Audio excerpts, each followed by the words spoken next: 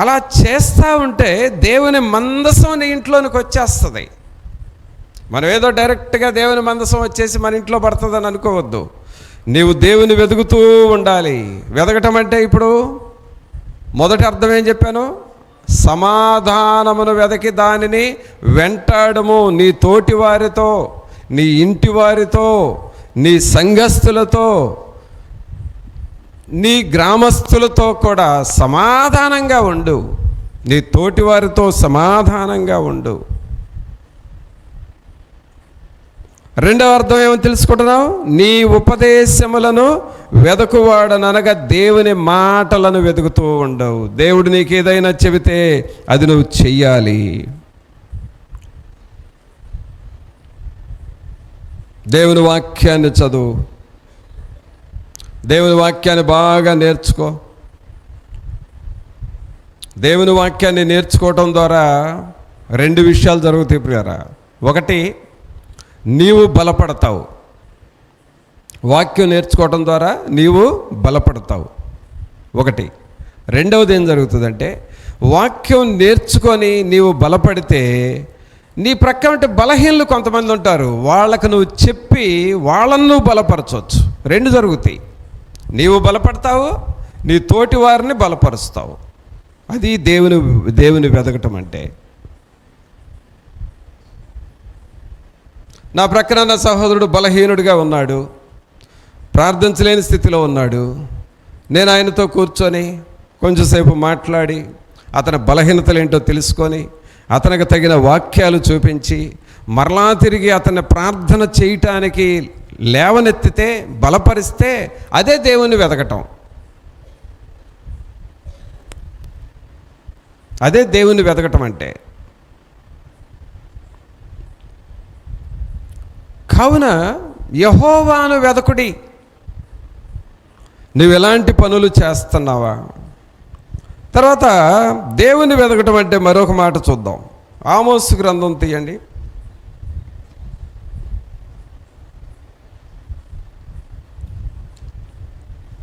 ఆమోసు గ్రంథము 5వ అధ్యాయము. ఆమోసు గ్రంథము 5వ అధ్యాయము 14వ వచనం చదవగా. మీరు బ్రతుకున్నట్లు కీడు విడిచి మేలు వెదకుడి. అలాగు చేసిన ఎడల మీరు అనుకొను చొప్పున దేవుడును సైన్యములకు అధిపతియునగు యెహోవా మీకు తోడుగా ఉండును. ప్రియత గమనించండి, మీరు దేవుని వెతకటం అంటే ఏంటంటే, మీరు బ్రతుకున్నట్లు కీడు విడిచి మేలు వెదకుడి. అందరు చెప్పండి, మీరు బ్రతుకున్నట్లు కీడు విడిచి మేలు వెదకుడి. అంటే ఏం విడిచిపెట్టాలి? కీడు విడిచిపెట్టాలి. కీడంటే నష్టం. నష్టం ఎవరికి జరగాలనుకుంటాం? మనకు జరగాలనుకుంటామా? మన ప్రక్క వాళ్ళకి జరగాలనుకుంటామా? ఎవరు జరగాలనుకుంటాం? నష్టం నాకు జరగాలి, ప్రక్కమటోళ్ళకి మేలు జరగాలి అని అనుకుంటావా? ప్రక్కమటోడికి కీడు జరగాలి, నాకు మేలు జరగాలి అని అనుకుంటావా? ఏదనుకుంటావు? మీరు చెప్పరు, ఇప్పుడు చెప్పరు. ఎందుకంటే మనం ఏదనుకుంటున్నామో అది చెప్పాలంటే చాలా కష్టం. నేనెప్పుడు కూడా నా ప్రక్కమటోడికి కీడే జరగాలి అనుకుంటానయ్యా అని చెప్పటానికి చాలా కష్టం. అది లోపల చాలా యథార్థత ఉంటేనే ఆ మాట బయటకు వస్తుంది. పిల్లలు చూడండి, ఏదో ఒక టైంలో ఆ ప్రక్కమటోళ్ళకి నష్టం జరగాలి అని నీకు మనసులో అనిపించినా, లేకపోతే నువ్వు పైకి చెప్పకపోయినా ఏం జరుగుతుందో తెలుసా? ప్రక్కమటోడికి మేలు జరిగితే నీకు అసూయ వస్తుంది. అది నష్టం జరుగుతుంది అనే మనసుని. ఇది ప్రక్కమటోళ్ళకి ఏదైనా మేలు జరిగిందనుకో, ఇక నీకు లోపల ఏం పుట్టుకొచ్చింది? ఏంటి అసలు దానివల్ల ఉపయోగం ఏంటి నీకు? ప్రక్కమటోళ్ళకి మేలు జరిగింది, ప్రక్కమటోళ్ళు ఆశీర్వదించబడ్డారు, ప్రక్కమటోళ్ళను దీవించాడు దేవుడు, నీకేం పుట్టుకొచ్చింది? అసూయ పుట్టుకొచ్చింది. అదేంటో తెలుసా? వాళ్ళ కీడు జరగాలనే ఆశ నీలో ఉంది. దేవుని వెదకటం అంటే ఏంటి అసలు? అక్కడేమని చెప్పాడు? కీడు విడిచి మేలు వెదకుడి, అనగా ఇతరులకి మేలు జరగాలి అని ఎప్పుడైతే నువ్వు కోరుకుంటావో అదే దేవుణ్ణి వెదకటము. దేవుణ్ణి వెదకటం అంటే అదండి. అందుకని అబ్రహాముతో దేవుడు ఏమన్నాడంటే, అబ్రహాం, నువ్వు ఎవరిని దీవిస్తావో వారిని నేను కూడా దీవిస్తాను.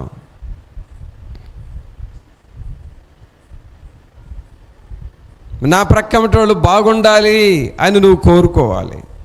నా ప్రక్కమటోళ్ళని ఆశీర్వదించాలి దేవుడు అని నువ్వు వారి కొరకు ప్రార్థన చేయాలి. నా ప్రక్కమటోళ్ళు బాగుపడాలి అని నువ్వు కోరుకోవాలి.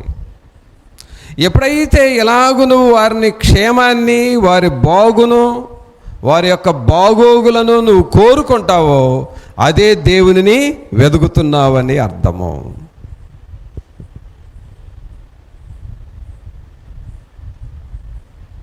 ప్రియులారా, ఊరికేదో కాసేపు ప్రార్థన చేయగానే అయిపోలేదండి భక్తి.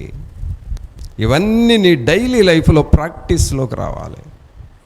అప్పుడేమవుతుందంటే నీ హార్ట్ బీటింగ్ దేవుని కొరకు మారిపోతూ ఉంటుంది. దేవుని సన్నిధిని పొందుకుంటూ ఉంటావు. దేవుని శక్తి నీలోనికి వస్తూ ఉంటుంది. ఇలాగ నువ్వు దేవునిని వెదకాలి. కీడు విడిచి మేలు వెదకుడి.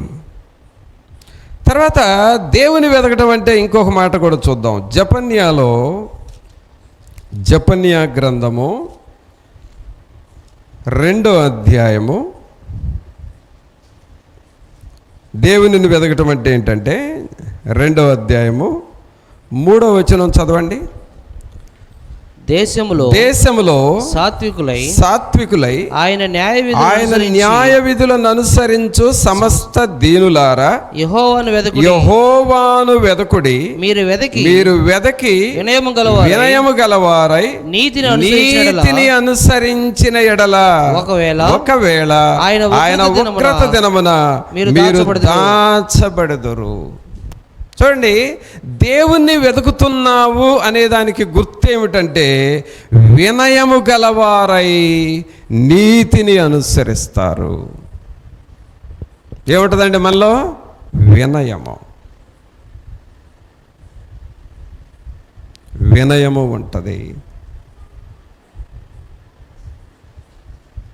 వినయము, పొలైట్నెస్ ఉంటుంది. వినయమును నీవు నేర్చుకోవాలి. గర్వం కాదు నేర్చుకోవాల్సింది, వినయము నేర్చుకోవాలి. దేవుని పనిని చేయటం నేర్చుకోవాలి. అది ఎలాంటి పని అయినా సరే నువ్వు నేర్చుకోవాలి. ఒక బ్యాంక్ మేనేజర్ ఇప్పటికీ బ్యాంక్ మేనేజర్గానే జాబ్ చేస్తున్నాడు. మేనేజర్ అనగానే మరి చాలా హోదా, సమాజంలో గుర్తింపు, సంఘంలో గౌరవం ఇవన్నీ ఉన్నాయి ఆయనకి. అని దేవుని దగ్గర చెప్పుకున్నాడంట, ప్రభా నేను వినయం నేర్చుకోవాలి, భక్తి నేర్చుకోవాలి అని దేవునితో ఒక ప్రమాణం చేశాడంట. ఆయన వెళ్ళే సంఘంలో కొన్ని బాత్రూములు ఉంటాయి, జెంట్స్ లేడీస్ కొన్ని, జెంట్స్ కొన్ని బాత్రూములు ఉంటాయి. ఆ పాస్టర్ గారు దేవుని సేవకుడి దగ్గరికి వెళ్ళి అడిగాడంట, అయ్యగారు ఈ మందిరంలో చాలా పనులు ఉన్నాయి, రకరకాల పనులు, అన్నీ ఒకళ్ళే చేయలేరు, ఎవరి పనులు వాళ్ళు చేసుకుంటారు. కొంతమంది వీడియోలు పెడతారు, కొంతమంది మైక్ పెడతారు, కొంతమంది పట్టాలు వేస్తారు, కొంతమంది ఫ్యాన్లు లైట్లు చూస్తారు, కొంతమంది మెయింటెనెన్స్ చూస్తూ ఉంటారు. రకరకాల పనులు ఉన్నాయి, ఎవరి పనులు వాళ్ళు చేసుకుంటారు. దయచేసి నాకు మాత్రం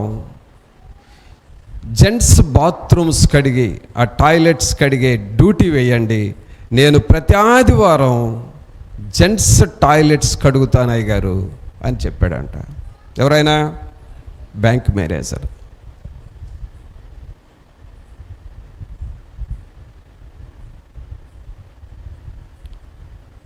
సహోదరుడా నువ్వు చేయగలవా అన్నాడంట.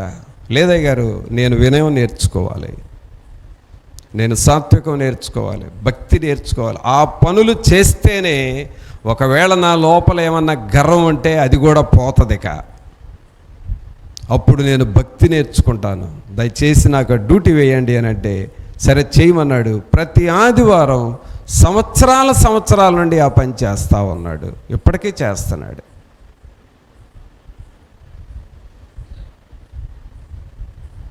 పిల్లరా, దేవునిని వెతకటం అండి ఇది. ఎవరి కోసం తగ్గించుకున్నాడు?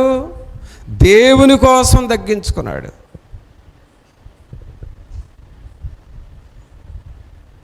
బాగా చదువుకున్న వాళ్ళు, బాగా ఉన్నత మెట్టులో ఉన్నవాళ్ళు అలాగూ తగ్గించుకుంటున్నారు.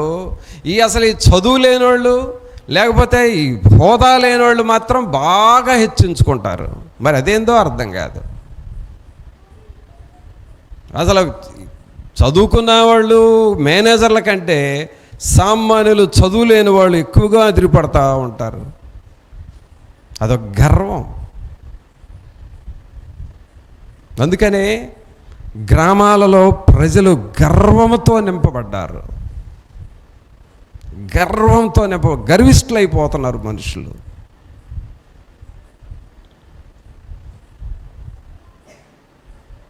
సామాన్యులమే కానీ గర్విష్ఠులంగా ఉంటున్నాం. ఒక సామాన్యమైన పని చేయడానికి ఇష్టపడం మనం. కానీ దేవుని వెతకటం అంటే ఏముంది? అక్కడ ఏమని చదివాం? మీరు వెదకి వినయము గలవారై నీతిని అనుసరించినడలా. ఏం కలిగి ఉండాలి? వినయము కలిగి నీతిని అనుసరించాలి. మరి అంత వినయం నీకు ఉంటుందా? అంత తగ్గించుకునే మనసు ఉంటుందా? ఈ మేనేజర్ అనే సహోదరుడు నాకు తెలిసిన వ్యక్తి. ఎలాగూ చేస్తున్నావా సహోదరుడు ఆ పని అంటే, సంతోషంగా చేస్తున్నానన్న. బకెట్లో నీళ్లు కొడతాను, చీపురు తీసుకొని ఓడుస్తాను, ఫెనాయిల్ కొడతాను, అదంతా శుభ్రం చేసేస్తాను, సంతోషంగా చేస్తున్నానన్న, నాకు తృప్తిగా ఉంటుందన్న అన్నాడు. అయితే నేను గమనించింది ఏంటంటే, తాను మొదట్లో ఎలాగూ ఉండేవాడో నాకు తెలుసు. ఈ పని చేయటం తర్వాత ఎంత వినయం కలిగిన వాడిగా మారాడో కూడా నేను చూశాను. ప్రియరా, దేవుని దగ్గర నువ్వు ఎంత తగ్గించుకుంటున్నావో అది నీ హృదయంలో ఉన్న వినయాన్ని బట్టి చూపిస్తూ ఉంటుంది, సాత్వికాన్ని బట్టి చూపిస్తుంది. ఆ వినయము సాత్వికము కలిగి ఉండటమే దేవునిని వెదకటము. యెహోవాను వెదకండి. చివరిగా దేవుని వెదకటం అంటే ఇంకొక మాట చూసి ముగిస్తాను. కొలస్సీలకు రాసిన పత్రిక, కొలస్సీలకు రాసిన పత్రిక 3వ అధ్యాయము 1వ వచనం చూడండి. మీరు క్రీస్తుతో కూడా లేపబడిన వారైతే పైనున్న వాటిని వెదకుడి. అక్కడ క్రీస్తు దేవుని కుడిపార్శ్వమున కూర్చుండి ఉన్నాడు. అంటే దేవుని వెతకటం అంటే ఏంటంటే, పైనున్న వాటిని వెతుకుతూ ఉండాలి. చెప్పండి అందరూ, మీ చేతులు పైకి లేపి చెప్పండి, పైనున్న వాటినే వెదకుడి. దేన్ని వెతకాలండి? పైనున్న వాటినే వెదకుడి. పైన ఏముంది? పైన ఏముంది? దేవుడు ఉన్నాడు. పైన ఏముంది? పరలోక రాజ్యం ఉంది. పైన ఏముంది? దేవదూతలు ఉన్నారు. పైన ఏముంది? పరలోక పట్టణం ఉంది. పైన ఏముంది అనంటే దేవుని యొక్క వాతావరణం ఉంది పరలోకములో. ఆ వాతావరణాన్ని మీరు వెదకండి, పైనున్న వాటిని వెదకండి. అది దేవుని వెదకటం అంటే. ఆ పైనున్న వాటిని వెదకటానికి మనం చేసే పనే ఇది. వచ్చి కూర్చొని వాక్యం వింటున్నాము, ప్రతిరోజు బైబిల్ చదువుతున్నాం, ప్రతిరోజు మోకరిస్తున్నాం, ప్రతిరోజు దేవుని సన్నిధిలో మొరపెట్టుకుంటున్నాం, ఇలాగూ దేవుని వైపు చూస్తూ ఉన్నాము. అదే పైనున్న వాటిని వెతకటము. కావున ప్రభునందు పిల్లరా, ఇలాగూ నీవు నేను దేవునిని వెదకాలి. యెహోవాను వెదకుడి, యెహోవాను వెదకండి. దేవుని నువ్వు వెతికితే తప్పకుండా ప్రభు నీకు సహాయం చేస్తాడు. ఇప్పుడు ఏమేమి చూసాం చెప్పండి. దేవుని వెతకటం అంటే మొదటిది సమాధానమును వెతకాలి. సమాధానం నువ్వు కలిగి ఉంటే దేవుని వెతుకుతున్నావు అని అర్థం. రెండవది ఆయన ఉపదేశములను వెతకాలి. అంటే ఆయన మాటలను గట్టిగా పట్టుకోవాలి. ఆయన వాక్యమును విని ఆ వాక్యం ప్రకారం చేయటమే దేవుణ్ణి వెతకటము. అలాగూ మనం చేయాలి. మూడవది ఏమని చెప్పాం? కీడు విడిచి మేలు చేయండి. ఎప్పుడు కూడా కీడు అనేది ఏమో ప్రక్కకు నెట్టేయాలి, మేలు చేయటమే మనం నేర్చుకోవాలి. అలా చేస్తే నువ్వు దేవుని వెతుకుతున్నావు అని అర్థం. తర్వాత వినయము కలిగి ఉండాలి, నీతిని వెతకాలి.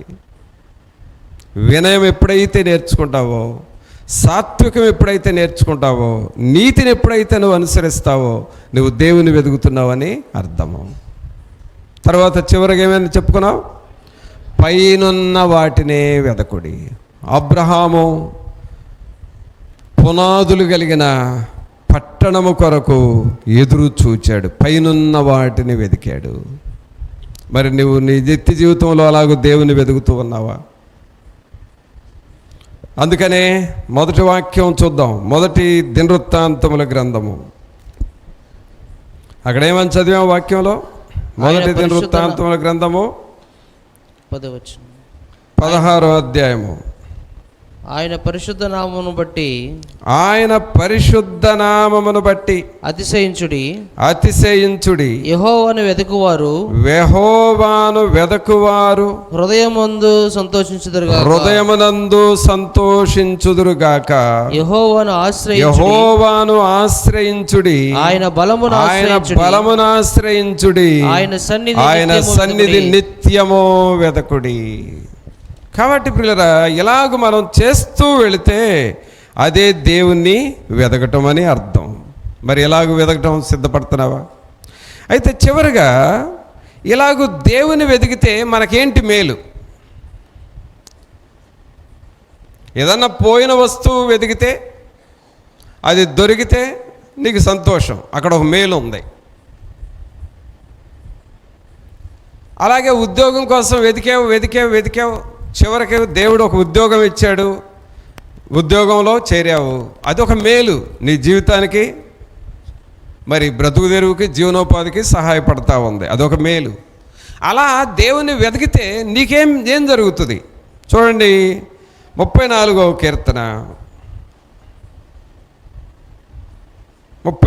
కీర్తన 10వ వచనం చదవండి.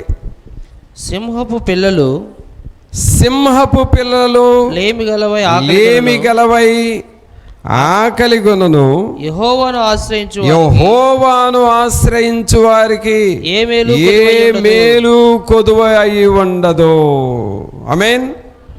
చూడండి, యెహోవాను, అందరూ చెప్పండి మాట, యెహోవాను ఆశ్రయించు వారికి ఏ మేలు కొదువ అయి ఉండదు.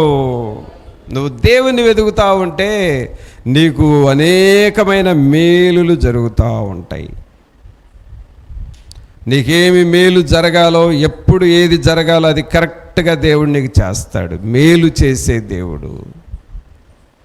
మరి అలాగూ నువ్వు వెతుకుతావా? అలాగూ వెతకటానికి నువ్వు సిద్ధపడతావా? నీ కుటుంబం సిద్ధపడతారా? దేవుని వెతుకుతాను, నేను ఒక మేలు పొందుకుంటాను అనే ఒక నిరీక్షణతోనూ ముందుకు వస్తావా? ప్రార్థన చేసుకుందాం. ఒక నిమిషం అందరం తలలు వంచి అందరం మోకరించి ప్రార్థన చేద్దాం. ప్రియులారా, ప్రతి ఒక్కరూ మన చేతులు దేవుని వైపు చూపిస్తూ, ప్రభువా మిమ్మల్ని వెతికే వారిగా చేయండి నాయన, మిమ్మల్ని వెతికే వారిగా మేము ఉండాలి ప్రభువా.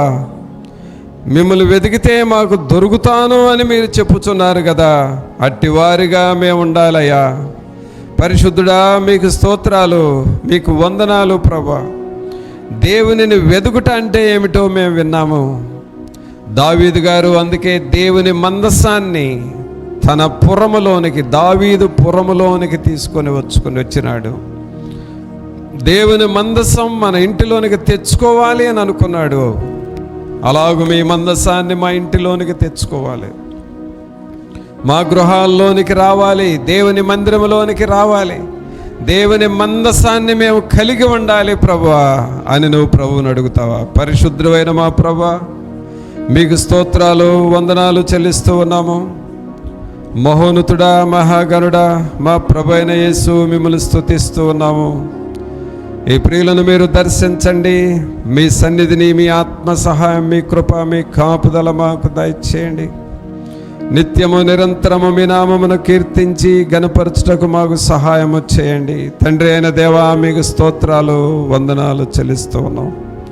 యెహోవాను వెదకువారులారా, మీ హృదయమునందు మీరు ఉల్లసించుదురుగాక అని మీరు చెప్పుచున్నారు.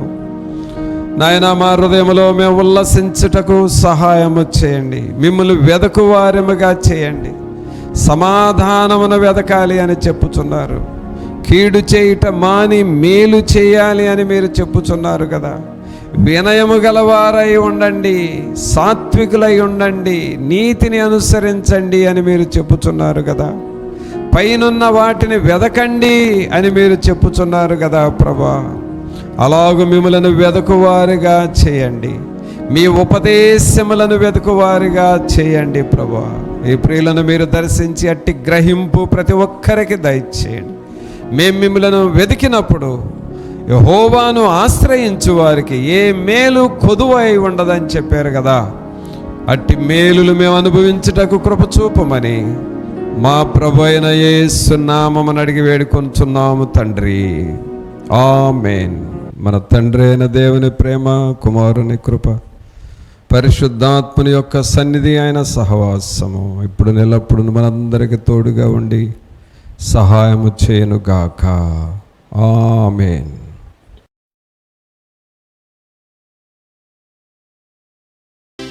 నడిపించునా